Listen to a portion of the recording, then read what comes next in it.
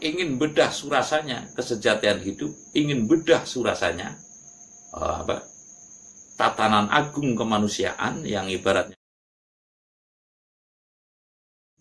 Nun sewu Mbah, Satria Piningit ini kan semestinya ada doa-doa tertentu ini Mbah. Miturut panjenengan kira-kira doanya seperti apa atau bagaimana Mbah? Om wilahing jati nukuni hajat-hajat leluhur Nusantara tapi uluk salamu. Tapi uluk salamu yo atur bagyo wis muga Nusantara. Iku pitakone donga nggih. Donga wong urip rata-rata kan donga, doa, dan doa bahkan inti dari ibadah itu adalah doa katanya.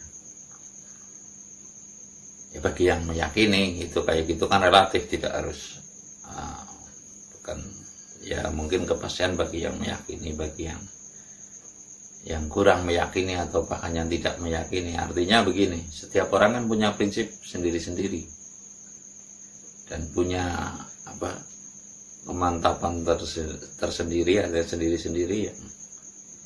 Saya pernah mengatakan juga bahwasanya tidak mungkin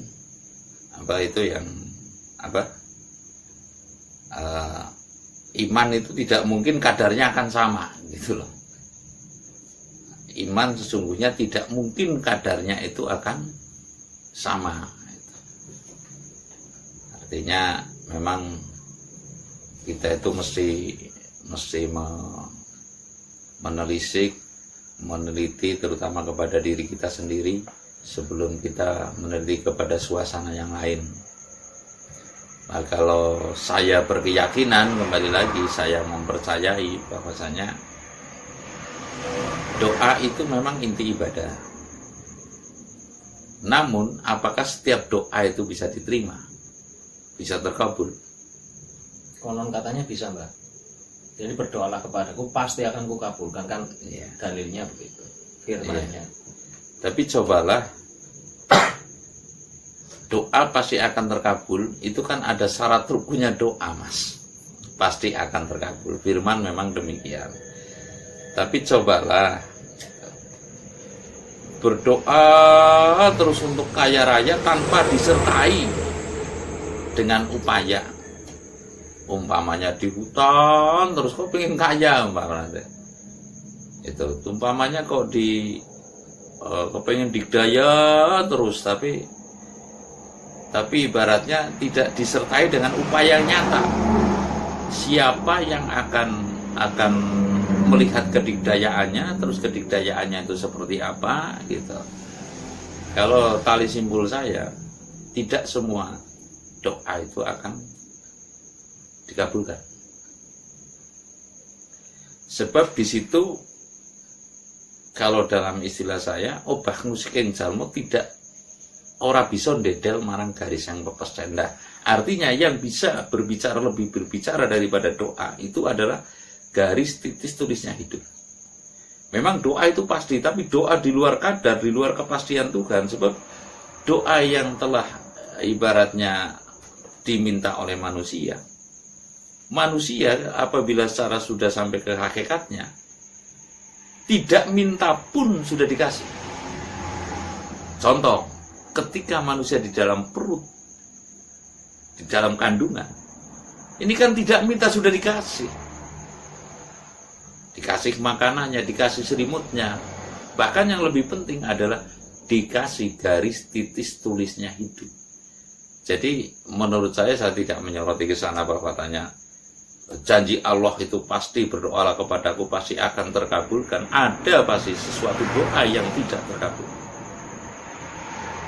Sekali lagi saya katakan, Pangeran Diponegoro berdoanya seperti apa? Untuk bisa menjadi pangeran atau membentuk kerajaan, kira-kira mengalahkan doanya orang sekarang apa tidak? kekuatan doanya terkabul apa enggak. Ini artinya arahnya Pangeran Diponegoro ini kan memerdekakan dan langsung jumeneng gitu loh. Kurang lebihnya seperti itu. Baik jumeneng di keraton yang sekarang Yogyakarta, itu kan keturunan Yogyakarta ya, ataupun membentuk keraton yang baru, kurang lebihnya seperti itu. Terkabul nggak? Tapi merdekanya terkabul, Mbak, walaupun jarak sekian ratus tahun. Saya berbicara secara individu. Tidak terkabul kan? Ini loh sebuah contoh. Patimura. Iya kan? Dan masih banyak lagi yang lainnya cara Pak Haji Omairama itu. Dan banyak lagi yang lainnya gitu. Lah, ini loh sebuah bukti bahwasanya perlu pemahaman tertentu bahwasanya doa, tidak semua doa itu terkabul. Termasuk maaf kalau itu. Wali Songo menggebu-gebu untuk mendirikan negara Demak. Maaf, menjadi negara syariat lah ya caranya. Terkabul nggak ini? Dalam sementara waktu. Enggak, saya secara anunya terkabul enggak? Menurut saya Demak ini adalah negara yang masih pobi, syariat tidak, ya syariat ibaratnya itu tidak, kepada ibaratnya nasionalis juga tidak, gitu loh. Ini seukuran wali loh ya, maaf, apalagi masih taraf. Jadi memang ada doa yang dikabulkan secara kebetulan, ngepasi mungkin dengan garis titis tulisnya hidup, itu loh. Kalau yang belum ini mungkin tetap obah musiking jalmo, berdoa seperti apapun, dilalah berdoa, nyatakan berdoa 1000 kali membaca sesuatu, caranya itu dilalah nggak kuat, dilalah tertidur. Sekuat apapun doa, menurut saya tetap kalah oleh garis titis tulisnya hidup. Tapi selain faktor garis titis tulisnya hidup, itu kan faktor agak tinggi istilahnya. Kalau misal ada orang yang terselimuti tabir misal, apakah bisa menghambat istilah? Menurut saya Mas, doa itu ada doa wujud dan ada doa yang sifatnya internal dan eksternal, gitu loh ya. Itu aja lah. Doa wujud nanti terlalu jauh. Internal dan eksternal. Jadi antara internal dan eksternal ini ya harus disinkronkan. Tidak bisa serta-merta ibaratnya, maaf ya, terlalunya. Sama juga orang pincang berlomba berlari. Ini cara kasarnya begitu loh, cara kasarnya demikian. Tapi ya saya nanti kalau menyinggung sana kan artinya berbenturan, jadi saya tidak mau. Nah, kembali lagi kepada pertanyaan pokok ya. Kalau menurut saya, Satria Piningit justru tidak berdoa. Kasar kan saya? Satrio Piningit tidak berdoa.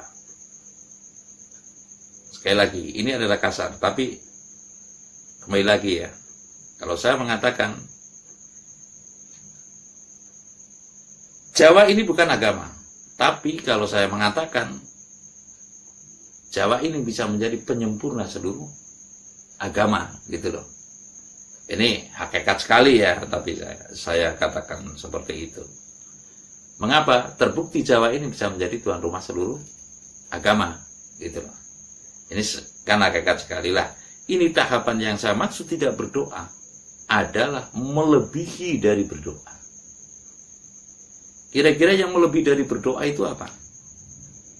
Adalah dikir. Dikir yang puncaknya dikir, kalau sekarang yang diketahui oleh secara umum ada dikir sir kalau nggak keliru.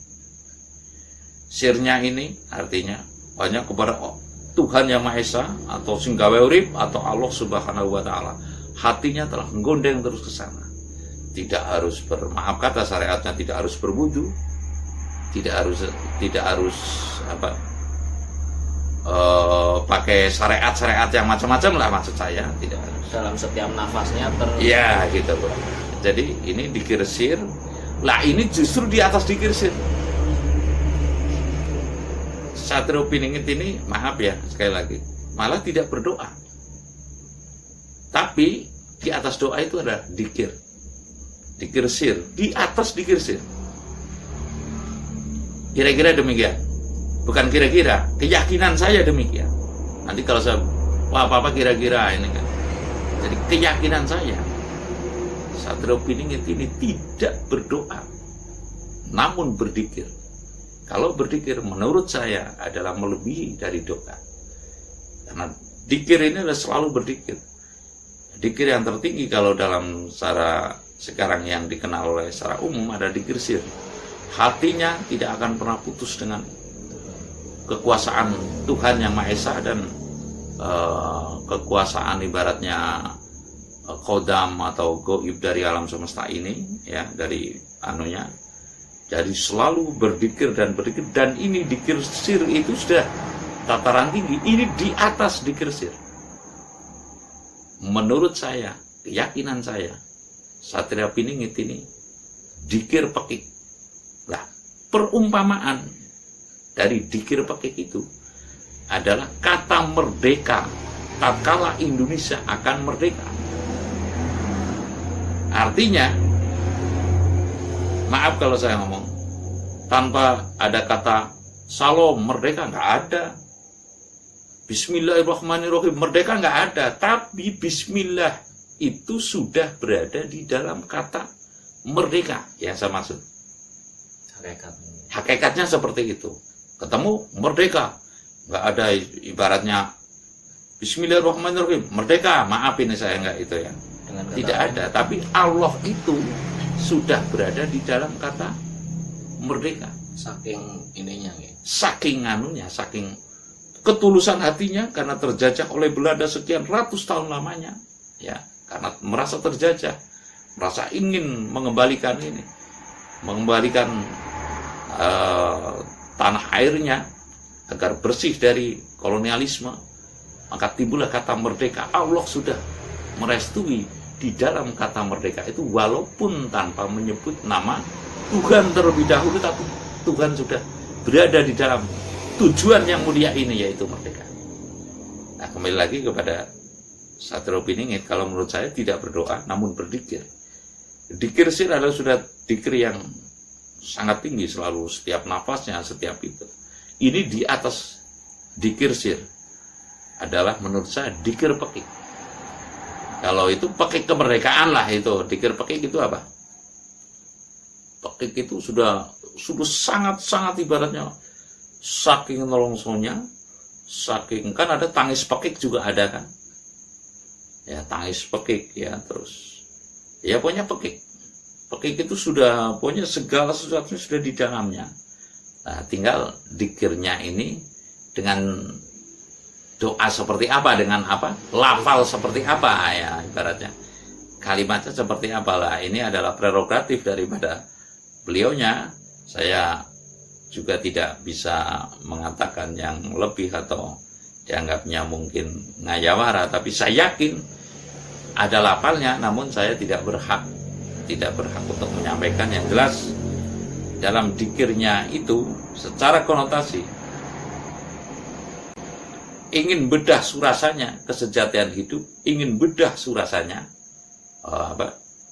tatanan agung kemanusiaan yang ibaratnya mesti berberi kemanusiaan, yang untuk penataan secara umum jangan sampai ada ketelantaran di muka bumi ini yang sifatnya normatif, ya, sifatnya normatif, ketelantaran yang bukan karena dinas, karena kepastian ketelantaran dinas kan ibaratnya, maaf ini, tuna netra itu kan ketelantaran seolah-olah gitu.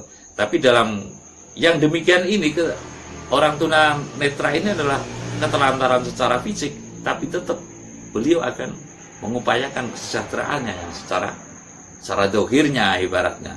Tidak mungkin ibaratnya kalau sekarang kan orang picak nggak punya duit saja ibaratnya tetap harus mencari duit. Makanya banyak orang, maaf kata, orang tunanetra meminta-minta. Jangan salahkan mereka, karena memang tanpa ada sirkulasi uang ibaratnya mereka akan timbul ketelantaran.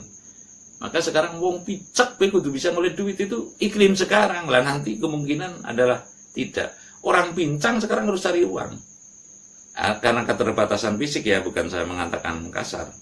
Sekarang orang picak, orang budek, orang cacat atau apa, pokoknya harus bisa cari duit. Gimana caranya? Karena apa? Segala sesuatu sekarang sudah terpatok oleh finansial lah. Nanti kemungkinan sekali itu, ya janganlah kalau orang seperti itu seyogianya ya dirumahkan atau di apa lain untuk menuju tatanan yang demikian. Tapi maaf ini Bang, mungkin secara rasio agak sulit. Soalnya ya kembali lagi klaim sekarang orang istilahnya Pak Jokowi itu disabilitas, okay. Disabilitas itu kan dibekali keterampilan, dibekali apa agar lebih bermanfaat, gitu, tidak meminta-minta dan tidak polah lah istilahnya. Itu bagaimana? Terima kasih kepada yang memikirkan, ya. Tapi yang namanya itu kan ada bil khauliyah, bil maliyah, ya cara anunya. Ada bil khal. Apakah cukup dengan dibekali keterampilan? Banyak sekali nilai-nilai produksi masyarakat Indonesia sekarang yang bisa memproduksi tapi tidak bisa memasarkan. Iya kan? Berbeda dengan maaf kata malah sistem Cina. Jadi yang penting kamu produksi, pemasaran ditanggung oleh negara. Iya kan? Lah kalau ibaratnya apa tadi kaum disabel apa ya? Disabilitas itu bisa memproduksi, pemasarannya harus sendiri, kira-kira seperti apa? Saya kan kadang cross-check juga Mas, orang yang demikian ibaratnya keterbelakangan lah, baik secara fisik maupun mental itu loh, bisa produksi, namun untuk pembuangannya nggak bisa.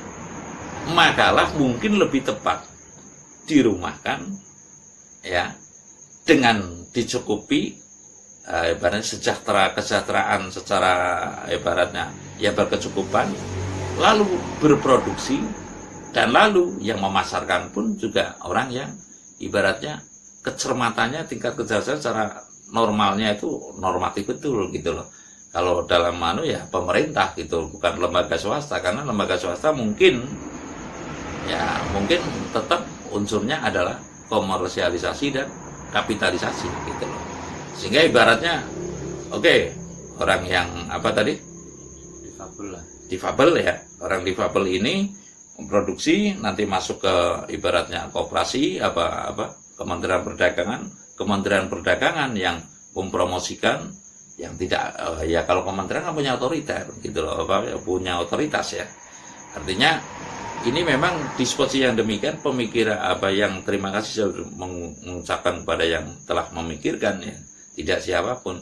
Tapi yang jelas ini apabila hanya dibekali keterampilan saja, menurut saya tetap masih terjadi kepincangan, karena akhirnya tunanetra lah ibaratnya ya, tunanetra dibekali apa? Pijat, ya kan? Kalau pijat itu, lalu apakah setiap orang itu mampu memijat dengan baik? Dan di situ kan ada standar anunya juga, terus ada sertifikasinya juga. Iya, tapi apakah dia bisa mencari pasarannya? Ya, saya sekarang nggak itu. Banyak orang yang tunanetra itu tetap meminta kan. Tapi yang dimaksud panjenengan adalah jangan sampai ada orang yang demikian di tengah jalan meminta itu. Kurang lebihnya. Itu artinya bukan dimaksud saya. Mungkin menurut kacamata saya ke depannya ini ada ya Satria Piningit ini yang kita dambakan itu. Nanti akan bisa penataan ibaratnya kaum difabel, kaum yang tunanetra, ibaratnya. Bisakah apa? Tunanetra kebanyakan kalau menurut saya kerjanya itu dengan perasaan, Mas. Contoh, alat musik kan banyak, itu loh. Lah terus dibikinkan ibaratnya studionya, lalu untuk nanti ibaratnya dari hasil itu dia menerima, sehingga tidak berjalan, maaf kata, membawa alat musik kelihatannya ini sangat menyiksa sekali, dan istrinya yang nuntun atau anaknya kan banyak ini Mas, banyak yang demikian lah. Ya saya tidak menyalahkan siapapun, saya hanya berwacana kemungkinan, saya pun sendiri hanya berharap kepada sang penata bangsa ini yang nantinya akan bisa menata secara universal, secara keseluruhannya, dengan kembali lagi kepada topik pertanyaannya, kemungkinan besar itu adalah Satria Piningit tidak berdoa tapi berdikir. Di atas dikir sir adalah dikir peking. Saking tangisnya batin, saking tujuan mulianya pengen apa? Tujuan mulianya ini untuk, maksudnya bukan kepinginan ya, untuk mensejahterakan tanah airnya, ibaratnya, dan seluruh masyarakatnya. Di situ adalah adanya dikir, bukan doa tapi dikir. Dikir bukan hanya sekedar sir, tapi dikir pekik. Apa itu perumpamaan dikir pekik itu? Ya, seperti kata merdeka tatkala Indonesia akan merdeka. Kalau dulu semboyannya merdeka apa mati gitu loh. Kemungkinan Sang Satria Piningit daripada ini terus berkepanjangan seperti ini, lebih baik saya menjadi korban. Dan niscaya beliau tidak akan menjadi korban, tapi akan terijabahi atau terkabulkan oleh Tuhan Yang Maha Esa. Karena tujuan ini sesuai dengan jangka dan sebagainya, menurut saya kurang lebih antara tahun 2024 mungkin atau maksimalnya 2026 saya akan bisa terwujud. Nanti apa, kalau sekarang itu kan baru saloka ya, salokanya adalah new normal apa ya, tatanan kehidupan baru gitulah. Nah, ini adalah merupakan sebenarnya doa wujud daripada manusia yang arahnya ke situ, yang sudah nyumuk apa ya, nyumuk itu gimana itu. Jadi dikir pekiknya Satrio Piningit telah muncul menjadi doa kepada masyarakat yang terlesankan sebagai isyarat ya, Bapak akan menuju mijilnya Sang Satrio Piningit ini. Kembali lagi kepada pertanyaannya, apakah Satria Piningit berdoa? Kalau menurut saya tidak, tapi berdikir. Nah, dikir yang paling tinggi derajatnya adalah dikir sir, dan itu di atas dikir sir adalah dikir pekik. Intinya dikirnya Satrio Piningit itu adalah dikir pekik, laksana kata merdeka tatkala Indonesia akan merdeka. Terima kasih. Manggono rasa matur isi